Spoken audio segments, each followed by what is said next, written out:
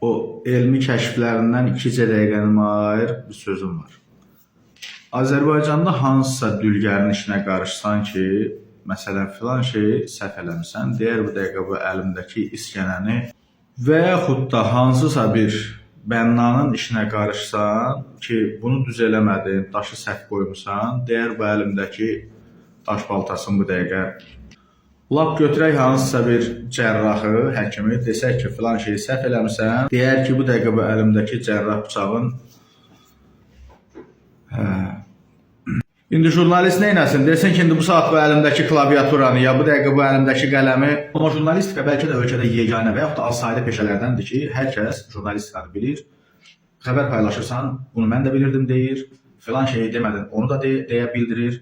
Nə bilim, bunu bilməyə nə var, onu deməyə nə var, filan şeydən də danış deyir. Bunun bir neçə səbəbi var. Əsas səbəblərindən biri təbii ki, bizim peşənin göz önündə olmasıdır. Yəni bizim cəmiyyətdə göz önündə olan, uğurlu olan, hardasa cəmiyyətin tanıdığı insanlara qarşı bir qısqanclıq olur, uğursuz adamların qısqanclığı olur, həsəd olur, paxıllıq olur. Onlar elə bilir ki, biz bütün gün ciblərimizi gedib Milli Bankın qabağından doldururuq, sonra gedirik, xərcləyirik, təzədən cibimiz boşalanda bir də yadda oluruq. Halbuki biz də əziyyətlə, zəhmətlə, sizin də çəkdiyinizdən heç də az olmayan zəhmətlə qazanırıq. İkinci səbəb isə cəhalətdir. İnsanlar elə bilirlər ki, elə kimsənin gözünün önündəsə onu tənqid edə bilərsən, hətta təhqir edə bilərsən.